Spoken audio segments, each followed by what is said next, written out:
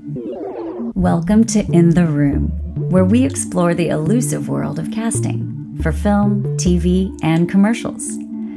Join us as we interview directors, writers, producers, and actors, taking a deep dive into their experiences with casting and how the ultimate decisions are made in bringing a story to the screen. Get an inside look at casting and find out what really goes on in the room.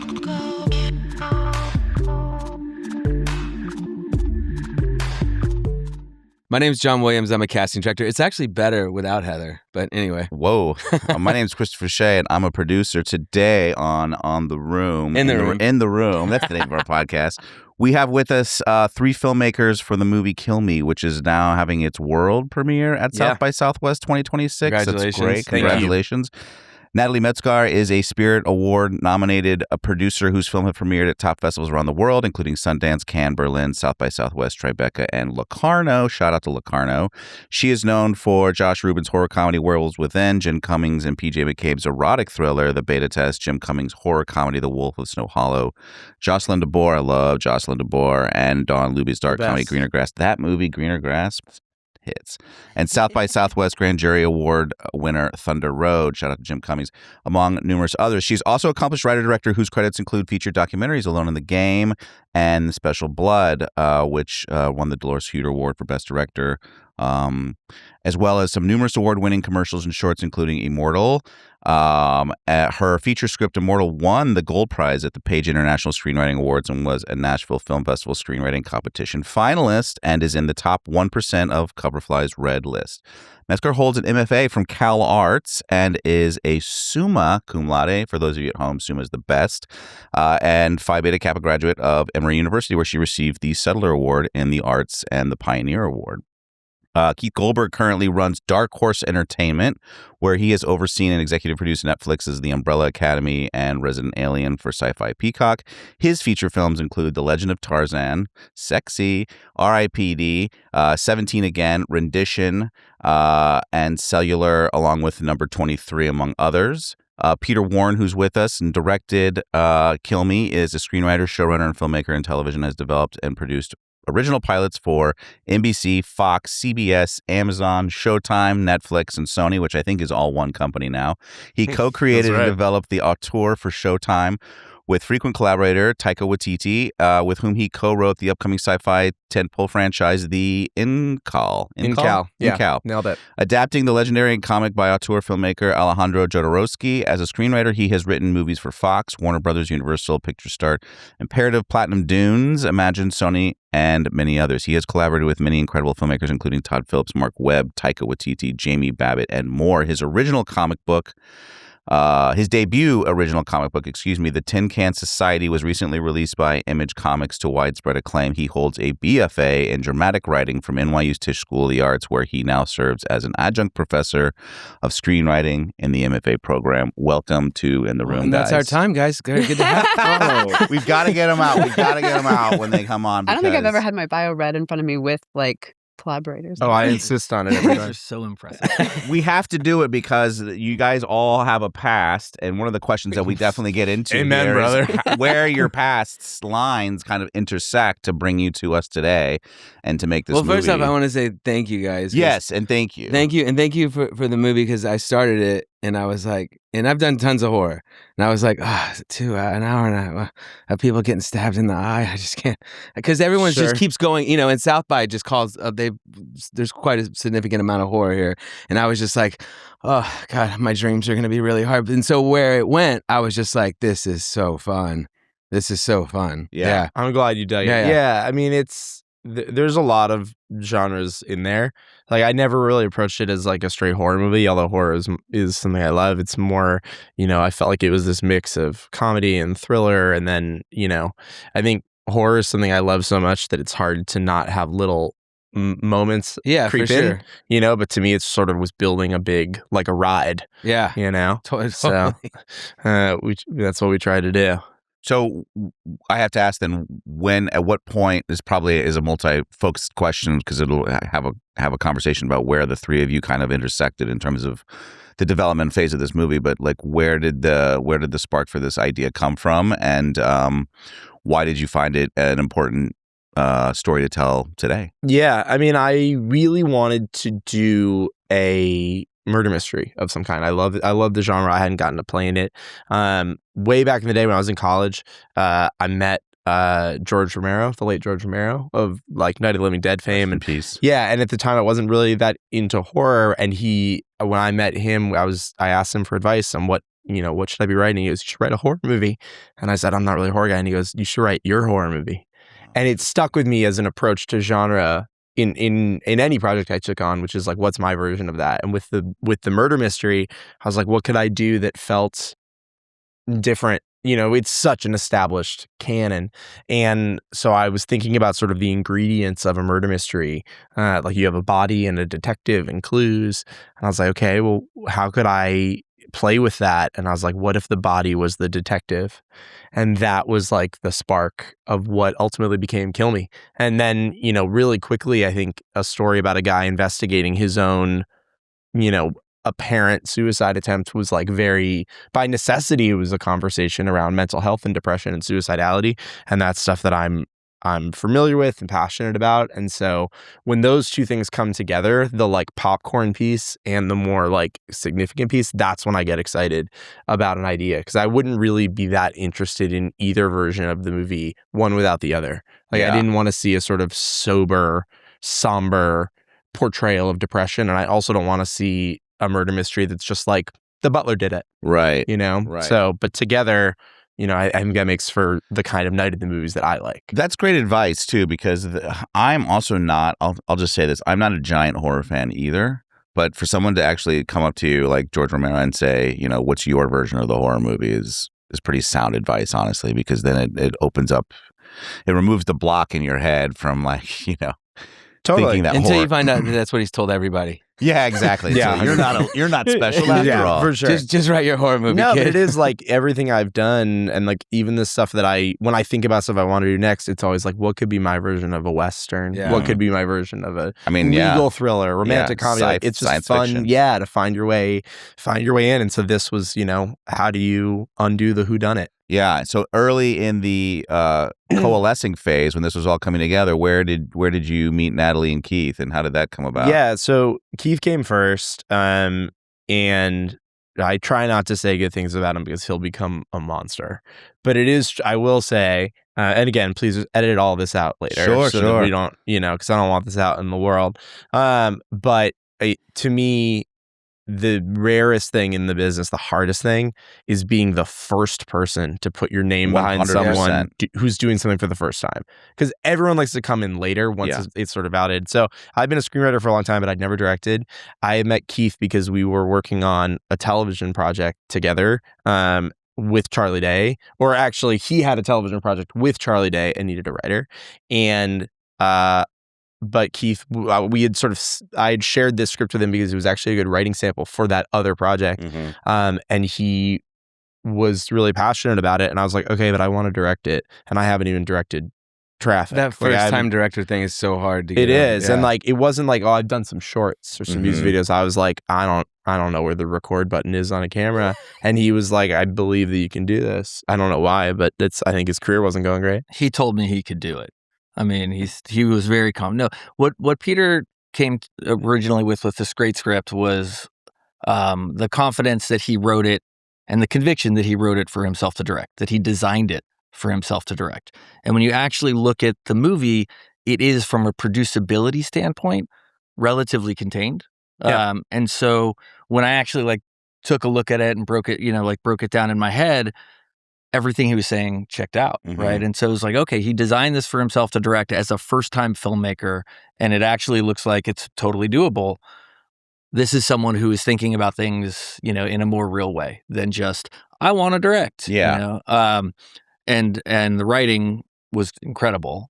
The only thing that it had going against it was the title at that point was not Kill Me. The title was Murder Suicide, which I think is fun widely appealing date night movie kind of vibe. Yeah. Right. You know? Right. And the first thing I think I said was like, hey, we're going to have to change the title. Yeah. But I got a very clear, like his point of view was so clear on the movie and what to do with it that it didn't feel like it was taking a leap to back a first-time director. Yeah. And Keith, your career is in a pretty elevated place based on your credits and stuff. I mean, had you been experienced enough to see projects that were sort of falling under this line of judgment where you were like, oh, these guys are just saying they just want to direct for the sake of directing versus having more of like a detailed plan and a script that was written for a first-time director? Yeah. I think you get a sense pretty quickly from someone if they're going to be, look, there's so many facets of directing and what makes a good director, but there's certain things right off the bat of like just really being able to confidently convey your vision to somebody else, right? And especially when it comes to actors. And, we put Peter and Charlie together and that went super well. Yeah. Right. So there was a lot of like exit points that we just kept flying past because he had a strong vision. Casting standpoint, was Charlie in, or was there a lot of convincing that had to happen? Or no, because you had a previous relationship with him. Well, I mean, not really. It was sort of like these two. Keith sort of shared the script with him, being like, "Here's a sample for a guy who could do this other TV project," and Charlie called me, and he was like, "Dude, I would do this movie for free." And I was like, "This is an indie movie, so probably can't pay that much." But that has to be great to hear. Yeah. Yeah, for sure, of course. That's something I don't hear once I send a package off to. I don't get that feedback. Yeah, no, it was. Again, like I was so grateful to have people willing to put their name behind the movie. Early. And Keith and Charlie and Natalie, like, is sort of in that order, helped make it real, and that's I'm so grateful for it. Yeah. It's needed to get it financed. You have to have that. Yeah. As a first-time director. Just, putting a movie together, it feels like one of the frustrating things about it is there's never like one moment where you're like, and that was the day that we realized we were making a movie. It's like 1,000 small checkpoints, and then at some point you turn around and go, I think this might actually be happening. I think today is the day that we realize. If that, and so it's just sort of like, hey, that went well. Okay, there, like you just move the ball incrementally down the field. And so it can be frustrating because you're like, when do I celebrate? And the answer is like, you just either have to do it never or always. Or here. Or the celebration is actually the journey, the whole thing, because it sounds like it's quite a memorable experience. Meeting all these people, really getting all these parts into play. Where on the field did you intercept the ball and run with it? And how did that come to be? So XYZ reached out to me and said like, hey, we have this project. It's called Kill Me. We're trying to figure out how to make it work. Can you just take a look and see if it's something that, we can hit this number at and everything. And so they sent me the script and I started reading the script and I was like, I know this story. And I was like, is this just like ripping someone off? And I kept on reading and I'm like, I've definitely read this script before. And then I searched in my email history and realized that Jocelyn DeBoer and Don Luby, the directors of Greener Grass, had put me in touch with Peter many years before, back in 2020. Oh my gosh. And he had sent me the script back when it was called Murder Suicide and had like a few different, elements. And so it was really fun to like see like, oh, cool. Like it has this cool new title. It has like these few script tweaks. And I had loved it at the time, but it was it was at literally the height of the pandemic and, and craziness.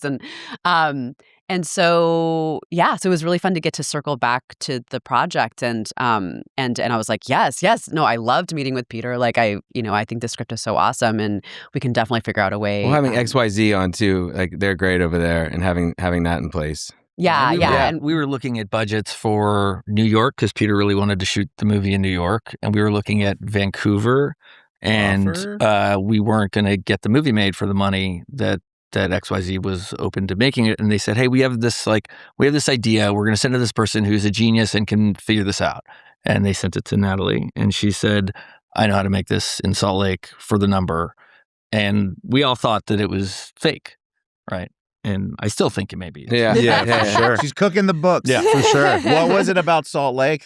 That brought it in? So we've done 3 other features in Utah, and the crew is just one of the most hardworking crews. Crew's amazing. And super, super experienced. They actually work constantly, but they also don't get a lot of, they get a lot of like Hallmark and Disney and Lifetime movies Car there. commercials. Yeah. And so they don't, so when something like really meaty and good comes in, you can really get some of the like, top crew, and they're so efficient, and the tax credit is great, and the Film Commission has luckily like worked with us just to make it really, really smooth and easy.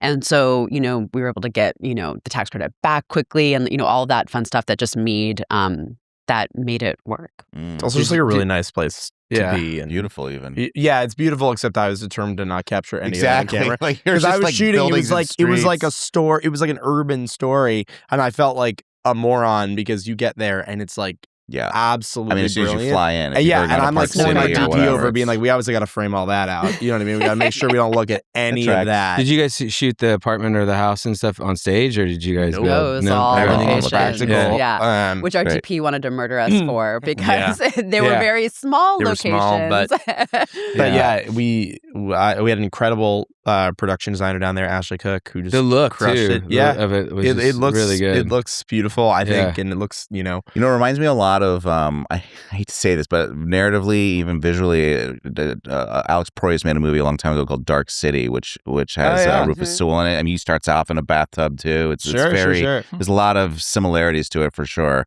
Even the story, which is, I mean, they go in wildly different directions, obviously, but I mean, those feels like that's like good DNA to be.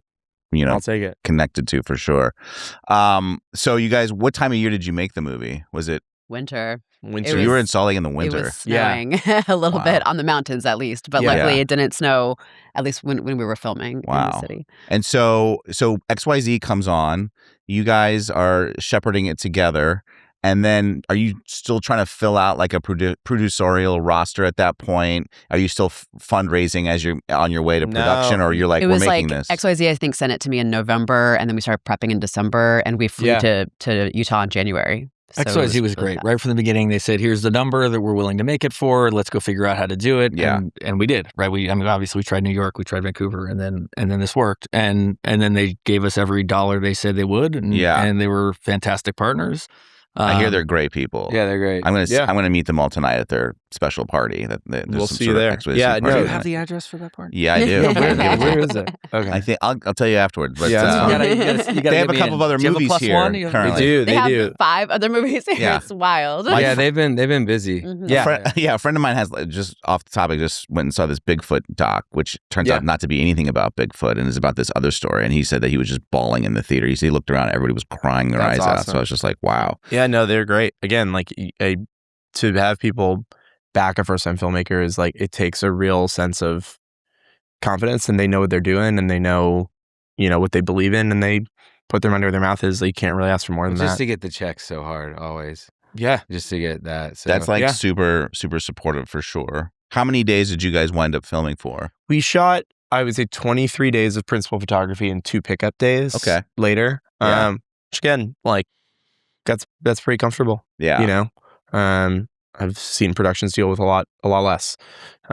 So we had an amazing, lovely, happy, efficient shoot. Yeah. Which is really rare, especially on smaller movies where you have less resources, less creature comforts. Like, that can be, you can run your horses pretty ragged, and it's a credit to Natalie's producing and Keith's producing as well, and the amazing crew. But like, we just, it was a very like kind, professional experience. Yeah. How did you find the director's chair, since it's being the first journey through that? I loved it. I really enjoyed it. This is the first thing you've directed, like a first feature situation? It's the first anything. Okay. So how did it stack up against your expectations? Yeah, I mean, again, like, I come from screenwriting and like TV writing, show running stuff. So it wasn't my first time on set, which is, I think, a big piece of it. A lot of time, first time filmmakers, it's like their first time involved in filmmaking.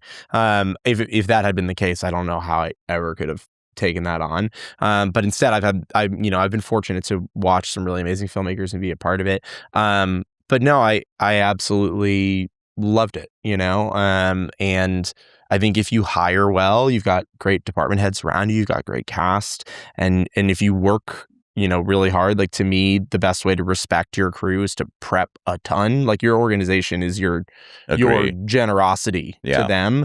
But it was also, it was an environment where I felt really supported and felt really trusted, but I also felt safe to not know things, ask questions, learn, which I always want to do.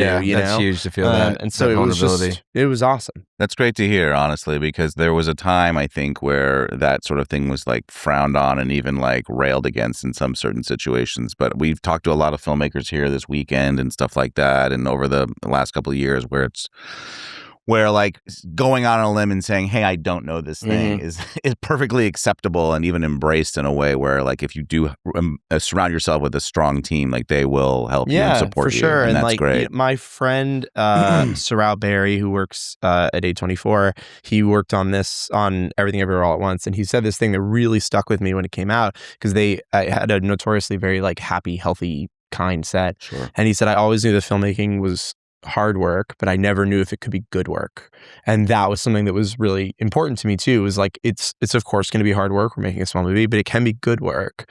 You can have a really nice time and people can feel good. Like, crew in general is so used to being treated not that well. Like, the bar is comically low.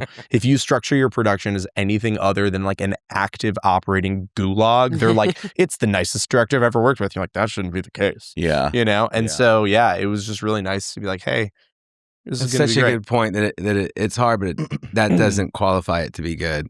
Yeah, that's such a good point. Yeah. And I don't know. I think everyone's different, but I know for me, and having been on other productions, like, I don't do good work under duress. Some people maybe do, but I felt like having a production that felt warm and felt kind. Also, the subject matter, right? Like, we're dealing with stuff that's very personal, very vulnerable. Everyone has a relation to it somehow, right? Crew and everybody. Like, it was like a running joke that it felt like in prep there wasn't a day that went by that someone didn't like come in my office and close the door behind them and be like, I need to tell you about my relationship to this, which is very moving. There was a point where I'm like, I'm trying to get work done, guys. So we got to slow this down a little bit. But no, it was like, you could tell that everyone's like, we weren't making Snakes on a Plane. Love the movie. But like, it was something where you could feel people's heart was in it. Yeah. And we were kind to each other's hearts. Yeah. And that's a really nice energy on a set. Did Charlie have some experience with it, or did it touch him when he read it? Who doesn't? Yeah. True. Like, who doesn't? Yeah. Who hasn't? Especially because the movie doesn't just look at the first person experience of mental illness, but looks at like, what's it like to be the family or the doctor or the ex or the current partner, like all that stuff. It's like, anyone that doesn't see themselves somewhere in that that means that you're the one with problems. You know what I mean? Like, you're a narcissist, basically. No, it's like, that's crazy. I mean, the scene with the ex, I was just like, that floored me, honestly. She's like, you did do this. And I was just like, fuck, dude, this is so real. Sometimes you need that slap in the face. It's just what a great scenario to put that scene in. I know. It's a fun one. There was actually one of the, the script did not evolve much at all in prep. Like, it was just, we knew the movie we were making was pretty locked. Nice. But one cut that was made at some point, I think largely for budget, was in that scene.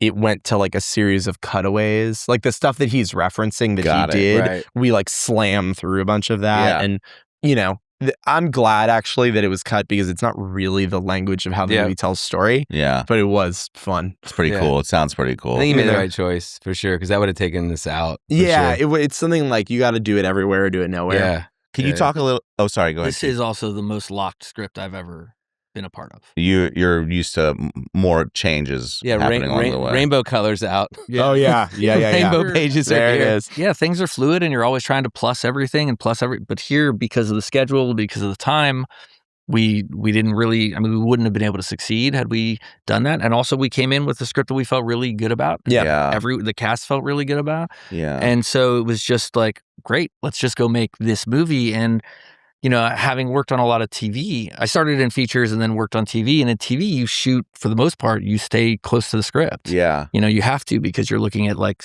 episode after episode of serialized storytelling. And a lot of times TV comes out better, right? Yeah. And so this idea of like chaos, of like constantly trying to improve everything, is like, no, there's a reason we're all here.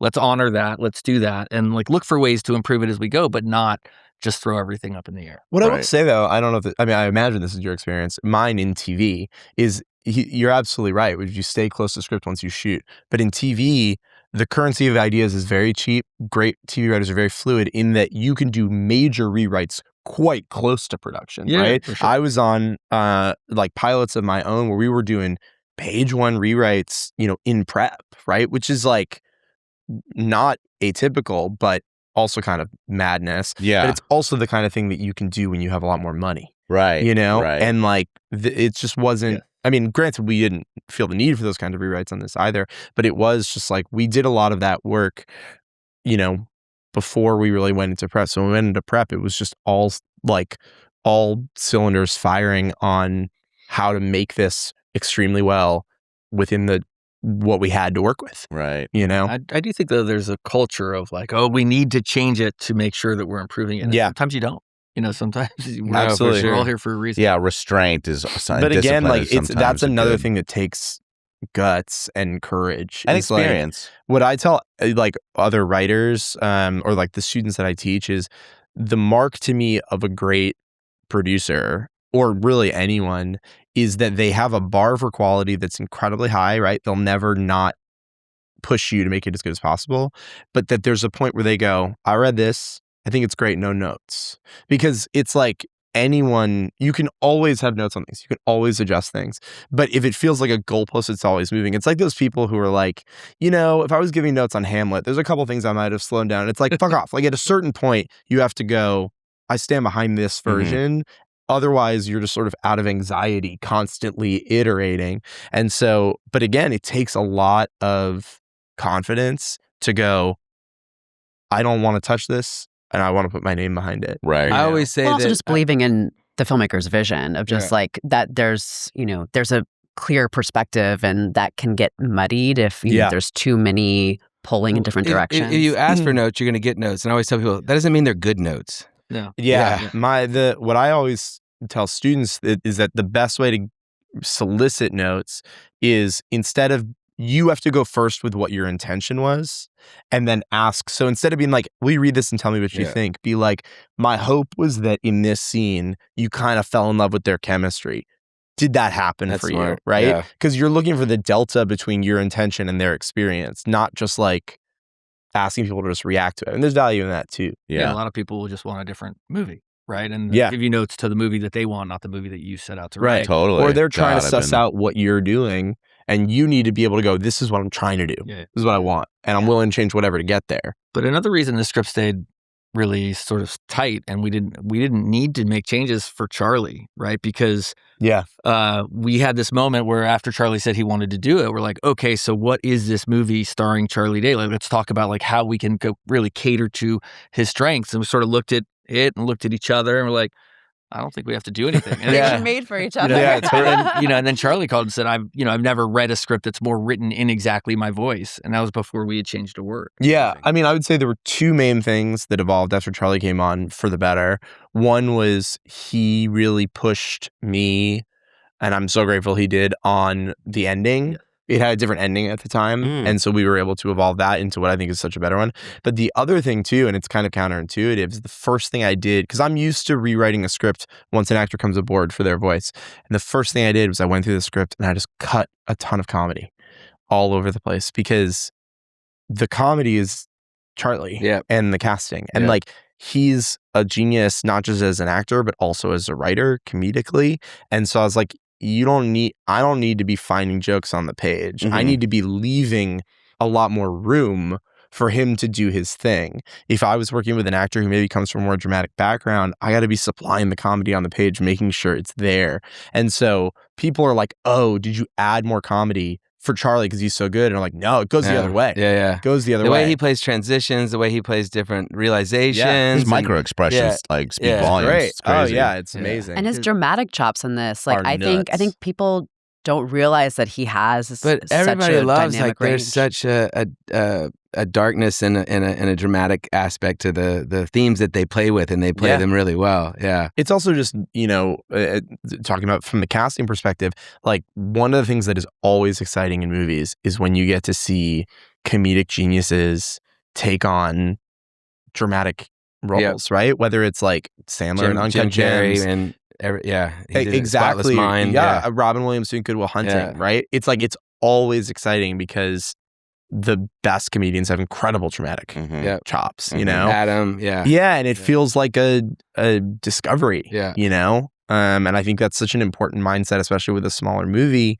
is, you know, what makes movies of this size exciting is that they are bringing you something that feels new and feels different and feels like a discovery. It's not, you know, because Keith and I actually come from the like bigger studio movies. Like that's our world. Like people are always like, when did you fall in love with indie filmmaking? And I'm like, I don't know, maybe tomorrow, probably. Because I like really good craft services. And so, you know, you don't get that. But like a lot of the mindset of that world is like, bring people what they already love.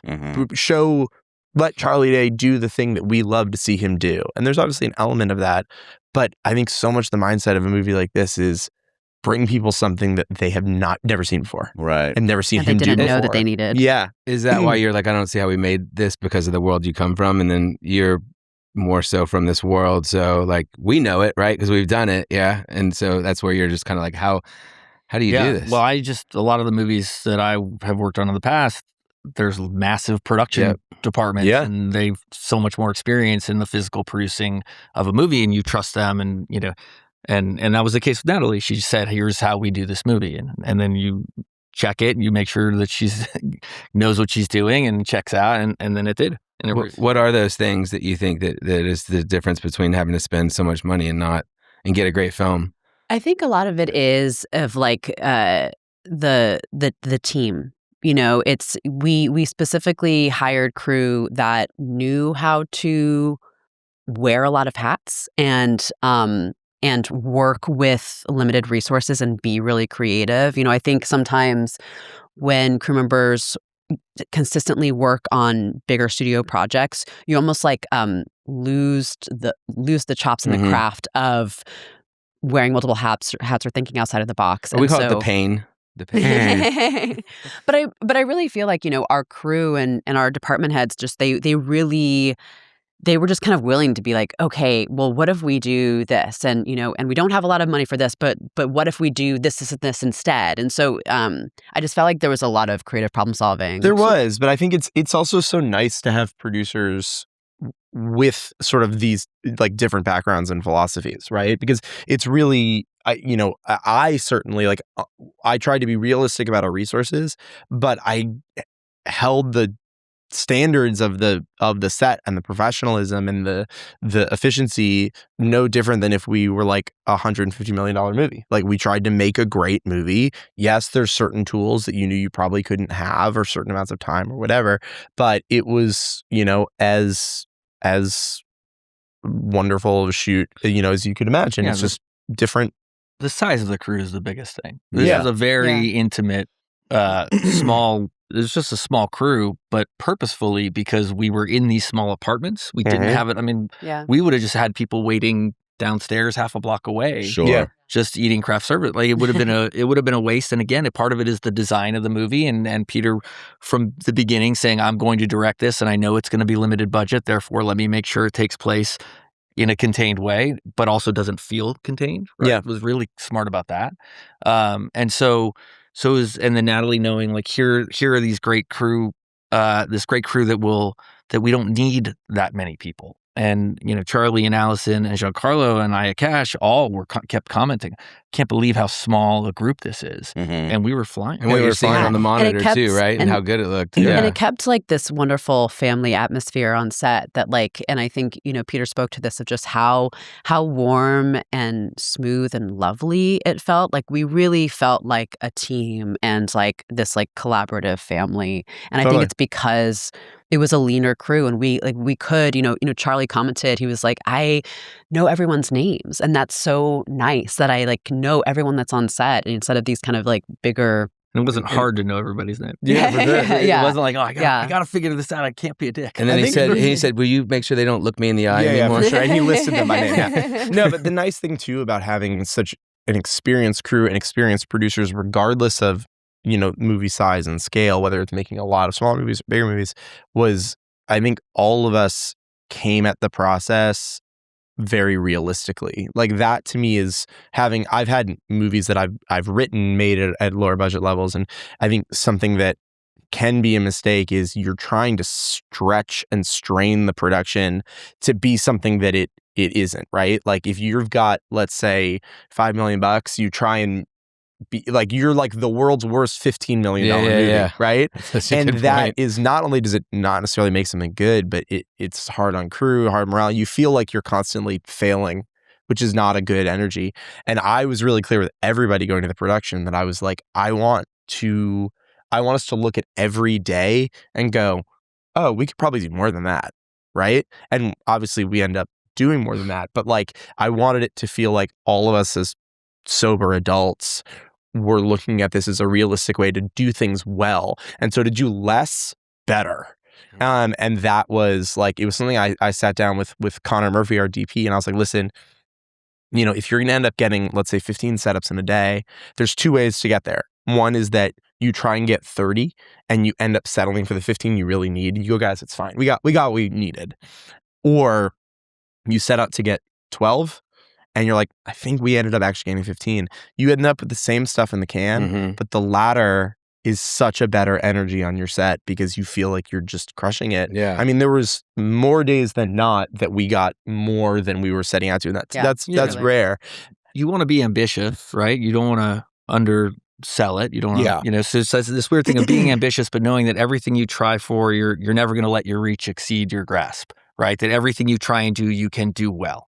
I've seen like $20 million budget and episode television shows look cheap because they tried to do something that you needed $30 million an episode to do. And that's something we were not going to do here. And I think to me, the ambition was less the ambition of scale. Like, I think we can be ambitious about how much we can do. And it was more about the ambition of quality, meaning how good can we make the one wide exterior shot we're doing here.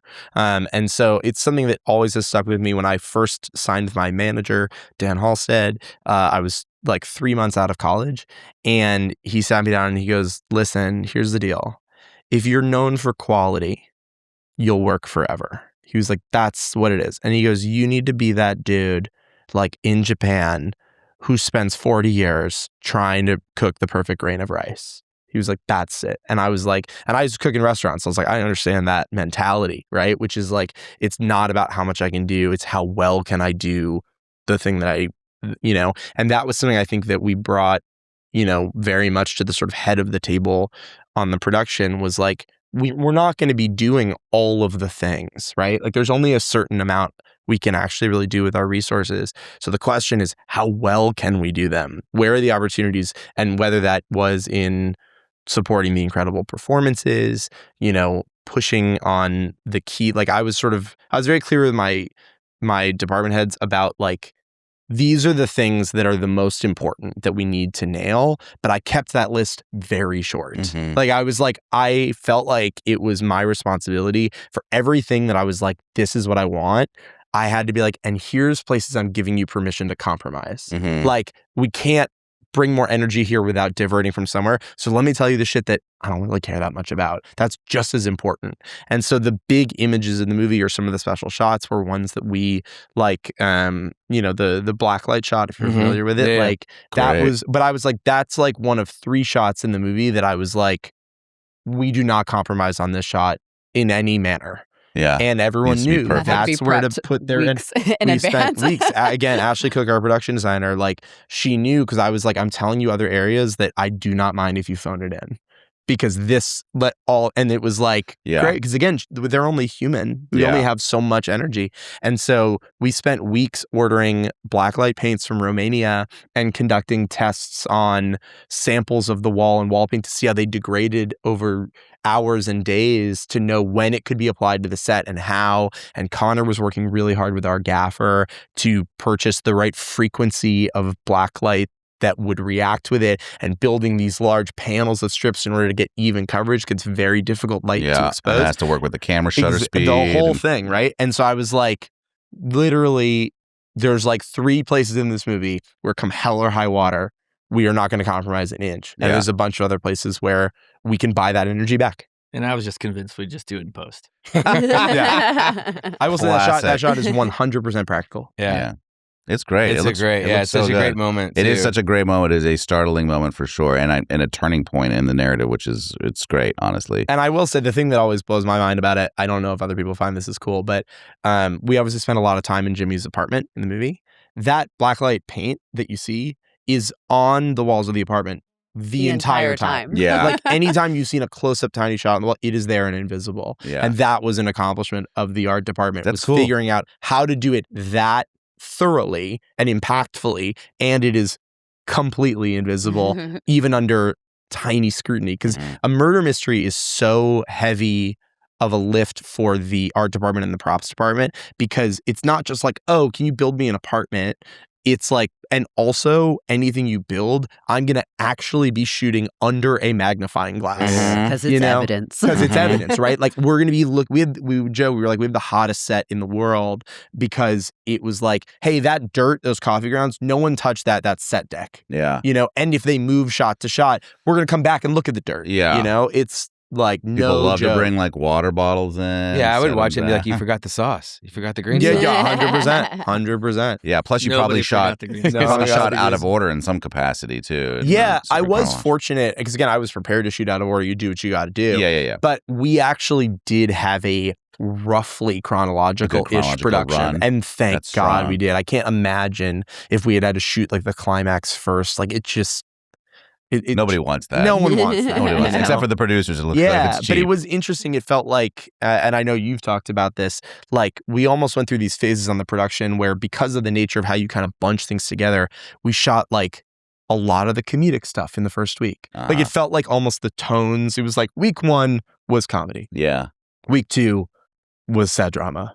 Week 3 was scary thriller, and it was like every week felt like it sort of had its new thing. That's and then great for the actors to be able to keep the tone. a yeah, little bit. and not have Although to I do switch. think it was like, whoa, what are we doing here? This Yeah. is crazy. And that's what we talk about too, from a producer standpoint going into it, like the design of the production, not necessarily like what the directing is and making the movie, but the design of the production, how it's going to feel to the crew. I mean, there's something that needs to go into that. You can't just like put it through the meat grinder and hope everybody comes out Well, a okay lot at of the people end do. all the time. Yeah. There's You this, can because it's a sprint, right? I mean, it's like well, 22 days. let me give you a perfect example. Like, there's this big debate as to like what you do on your first day. Is it a high page count? Is it intensive? Sure. Or do you go light so that everybody can kind of like ease into it? Everybody has like different philosophies and theories about that, Yeah. I'm more of the producer mind where you just jump right in, right? Like if it's a big page count, it's not going to get any lighter the next day, so let's just get into it, but then there are people who are like, it's got to be easy, or maybe it should be more chronological or less chronological in certain situations. So designing that before you get into production is a really big deal. And so it's a testament to your producer team for sure. Yeah, no, these guys were incredible. I mean, to me, I think probably on any movie, but specifically this one, my top priority was performance and performances. And because not only I'm blessed with an incredible cast, but it is like actors. And not only that, but the nature of the movie, it's dialogue heavy, there's big emotional moments. It's like there's real acting to do in this movie. Sometimes I feel like an idiot when I say this in press because I'm like, hot take, my movie has actors doing acting in it.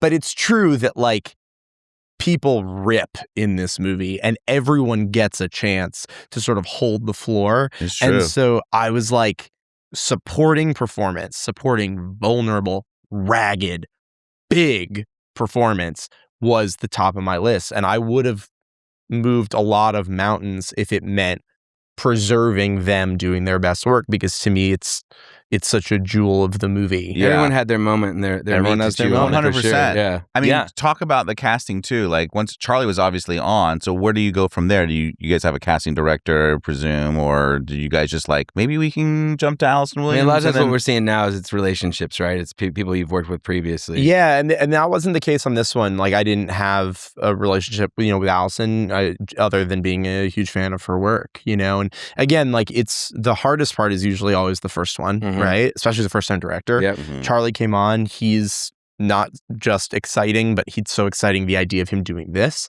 And so I think that was a big piece of, I know what Allison responded to as well. She's like, I love Charlie. I'd love to work with him. They had incredible chemistry. Mhm. And even, I always hoped they would, but I don't know that I could have in my wildest dreams had predicted that they would not just do so well together professionally, but also just adore each other so much. Like Charlie kept being like, I just can't believe how great it feels to work with her, you know, and how much they locked in together.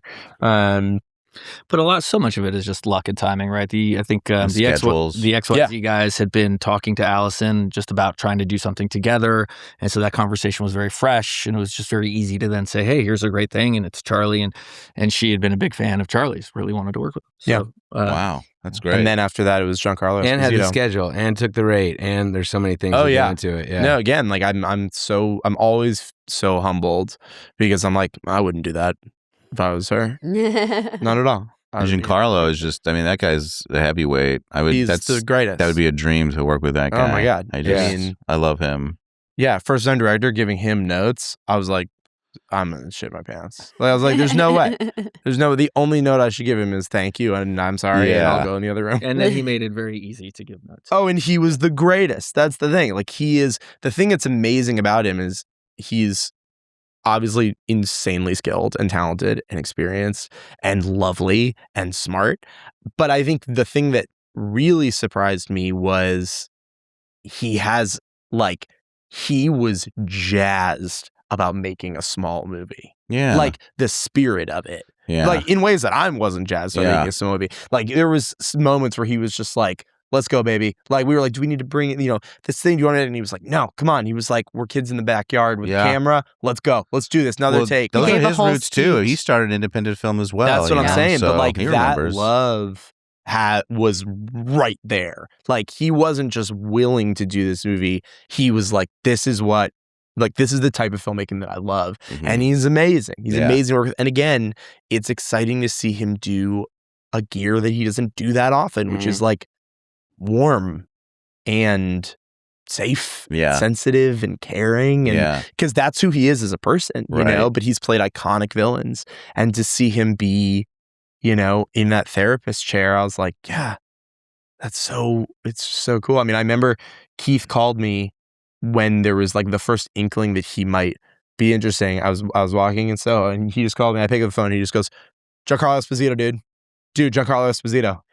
I was like, no, he goes, dude, Giancarlo Esposito. And it was such like a producer call. Gus Fring at one point. Yeah. And it was just, he's a beast. Yeah, I had a buddy of mine made a movie, Jeremy Solian, who made Blue Room, and his second movie was Green Room, and Patrick Stewart plays like the antagonist in that movie, and he's talking exactly like you are about like how do you even direct how do the notes go there? Actor wants that relationship. Exactly. Yeah. Well, they do, but sometimes these folks, they've been in the game for 20, 30, 40, 50 and years. They do have a preconceived notion of a like, first-time director. I got this. You're going to be okay. So, I mean, it sounds like it was a pretty copacetic relationship. It was amazing. No, I mean, I had great relationships with the entire cast, and they loved each other. Do you get to talk to them before? Like, how much time do you get to spend with them before you start shooting between the time they're casting? It depends. Like Charlie and I, he's been on the project for so long. We're very close. Yeah, he's the exception, I think. Yeah, a little bit. But Allison, too, I went up to Connecticut where she lives, and we hung out and talked, all those things. Obviously, like, these are really busy people, and so it's not like, oh, can we get 9 weeks of rehearsal? You guys will just like come hang out in Salt Lake. But I did get rehearsal, which is rare on a smaller movie too. Yeah. But again, it's like these are pros, man. Like these are incredible actors, and they come prepped. They've been working on the script. They've been building. Like they have stuff to show you, and then they have no ego. Yeah. And on set, we were able to build something together. And I think there was just such a palpable sense of trust in both directions, right? They really trusted me.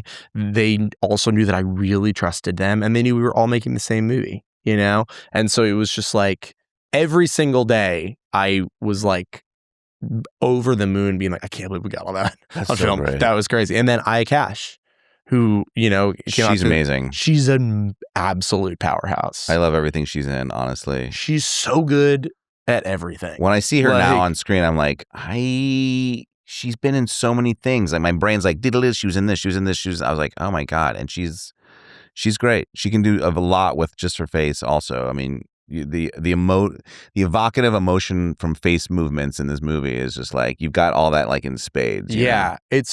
She's also like a tiny lady who is like a nuclear reactor of like power, you know, like I needed someone who could not just bring this like huge sense of like emotional resonance, but also who could rip Charlie a new asshole. And Charlie's he's a big performer. He's got a lot, and she needed to be his big sister who could be like, shut the fuck up and listen to me and silence the room. And she can do that so well. Yeah. That was definitely a high point. So where are you at right now in the schedule at South by? You guys have already premiered? We have. How did that go? It was amazing. It's great. Where did you guys play? At the State. Okay, the State Theater. Opening I love night that venue, honestly. Yeah, opening Long. night. It was amazing. It was great. Yeah. You know, it's been such a delight to see people react to the movie and embrace it. And I read everyone's little letterboxd reviews, you know. Dangerous. I don't know. And South by just added a buzz screening for tonight. So Oh, we're that's really so good. excited. Yeah, it was An extra really cool. screening. Where will that go down? That'll be at the Alamo Lamar. South At Lamar. 9:45 Perfect. tonight, and then we're also screening again at the State Theater at 6:30 tomorrow. Awesome. State drafts. I always love as a person who makes movies and a person who watches movies, like the exhibition of a film is also very important to me. So I love the theaters we have here in town. They're the ones you just mentioned actually are so uniquely different from each other amazing. too. So it's just kind of like I'm always like, where did you screen exactly? How was the sound? Was the picture cool? You know, that kind of thing. They Those are all- crushed it. Yeah, no, it's been great. I mean, like when you are making a movie and when you're editing a movie in particular, like you're constantly thinking about like capital T, capital A, the audience. Like we just sit around and be like, I really think the audience, they're gonna like this, or like, you know, right here the audience, like, want to do it for the audience. Like it's like you're going on this like blind date that has so much drum roll, and then you get in a theater and you're like, hi, I've been so excited to meet you. I've been making something for you for forever, and now you're here, and it's just like it's incredible. Was that your first with an audience? We had done some like friends and family kind of test screenings. Yeah, but that's nothing compared to Yeah, it was like 20 it's like people an in a small orchestra, room right? versus Like, like a okay, we hit that 300 seat note. theater. Okay, oh, they got that note. And then you're like, I can't believe they got that note. Yeah. That's what's really cool is to see people, you know, react to the movie the way that you hope they would, that they get to. Especially again, like it's a movie that has a lot in it. There's comedy and thrills and chills and romance. So I was saying, it's so much fun. Yeah, and so much you fun. just hope that, like, you know, people. I know that in my work in general, I sometimes face a little skepticism around like, how are you going to walk that tonal line? And it's always a little bit of a battle, and so you never know if people are like going to be thrown by being like, I was really sad, but it also was really funny, and instead seeing people be like, it was really sad and really funny. And you're like, amazing.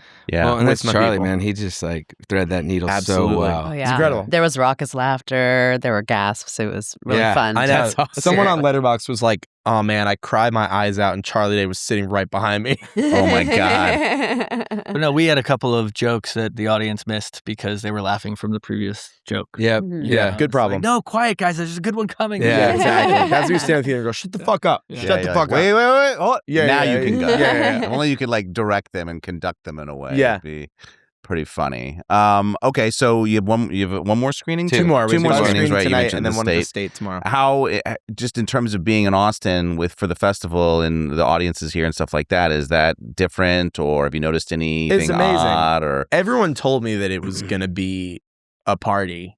You know, I've never been to South by before. definitely a party festival. Yo, it is. It's Well, like, it's a filmmakers festival. I think they're still. Hell you know, yeah. yeah. and I mean, I remember when I met Claudette Godfrey, who runs the festival, and she described it. She goes, "We are not a golf clap audience. Yep. Right? Like this is a rowdy, supportive. Like they want to laugh and they want to 100%. be into it. Yeah. And like that's so fun. But it's also just like the energy in the streets everywhere. It's like Mardi Gras. Mhm. You know, it's Mhm. really cool. Are you guys getting to do other things outside of? I mean, I know having a film here just sucks so much of your own time up, but I are you gotta able to like say, see other movies or I've been go to seeing events? a ton of movies, and the that's main great. reason, and I think you said this too, is like that's one of the only ways that I can rest is you're like, I have to Yeah. sit in a dark theater for 2 hours and no one can text me. Yeah. So I've been like seeing movies because I love it, and a lot of my friends have movies here, but also out of like a deep sense of escape. Yeah. Of, Well, like, and people will give you that, right? If you're at a festival and you're a director, you're like, I have to go see my friend's movie, and they won't try to pull you away from it, which is good. Exactly. Yeah. So I just lie about who I'm friends with in order to go see movies. Yeah.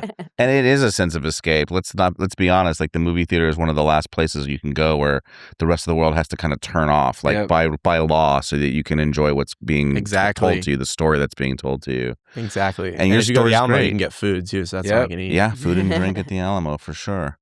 Well, you guys did it. I mean, the big thing that we always tell our filmmakers when they come in and we do these interviews is like the biggest step was just actually making a movie. It's such a gargantuan task in the first place, honestly, to both conceive, develop, and then produce a film, and then go into post-production for 2-3 times the time that you took making it. Oh yeah. And then only to have to come back up to, this other world of marketing and sales and all this other stuff, which, some of that stuff is hidden from our audiences. The brilliant-minded filmmaker in his early days or her early days was just thinking about like, I just want to make movies, but lo and behold, there's all this extra stuff that comes along with making it. I mean, have you found that experience to be overwhelming? Or did you expect it? Is it something that you're looking forward to doing again? Oh, I can't wait to do it again, and I hope someone will let me. But yeah, I mean, look, it is a gargantuan effort to go from an idea for a movie to someone else watching it. Like it's crazy, the amount of steps along the way. And I really I love this job. Like I really enjoy all of that stuff, even the crazy bullshit and the frustrating stuff. And I think everyone's different. I think a lot of filmmakers, really great filmmakers, want to make a movie to get something out of themselves. They want to express it. It's like, I'm not saying they're making it for them, but there is a feeling of like, I just want to make this. And I think I'm more of no, I want to make this for you. Like, it's not about me. It's about, and so even those steps along the way of marketing, finding ways for people to interact with the movie, like that's all part of it. Like, the job is not over when the movie is made. The job is over when the movie is received and enjoyed. But a lot of that stuff is also above my pay grade, Yeah. And no one wants to hear what I have to say about it. Well, so wait, my question is, so after this is all done and said, I'm assuming maybe there's other festivals that you guys will eventually get to after this one. You're a teacher, you're a professor at NYU, is that right? Yeah, I do that. I out of just deep love and enjoyment. Do you go back to that? I mean, just at some point the movie kind of like get filed away and then you go back to the other thing? I mean, I have other movie and TV projects around that I have to attend to. But yes, I mean, I have been getting roasted by my grad students throughout this festival. Oh, yeah. They sent me a message that they had downloaded Canva to try and make a collage of any bad reviews that I got. So they keep you humble. They keep you grounded, They man. keep you humble. Yeah, they find your least flattering photos and they send them to you. They're like, you wearing that necklace to class? I was like, all right, guys. Oh my God. So yeah, I'll see you guys in class on Friday. Your scripts are due the Thursday prior. Don't forget, they're off writing their pilots right now. So, man, that's so good. Awesome. Well, thank you. Yeah, thanks man. for coming Thank you in and guys. spending an hour and talking with us about this My movie. pleasure. Go see Kill Me if you find the time, and good luck. Thank you. Good luck with whatever's next for all of you. Appreciate it. Thank you so much. Thank you, guys.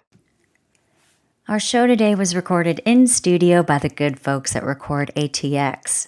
Check them out at recordatx.com. Our theme music is produced by Jonathan Price. You can check out some of the sounds he makes with his project, The Mid-Cities, on Spotify. Follow, subscribe, and smash that like button if you see one. Thanks so much for listening, and we'll see you guys next time.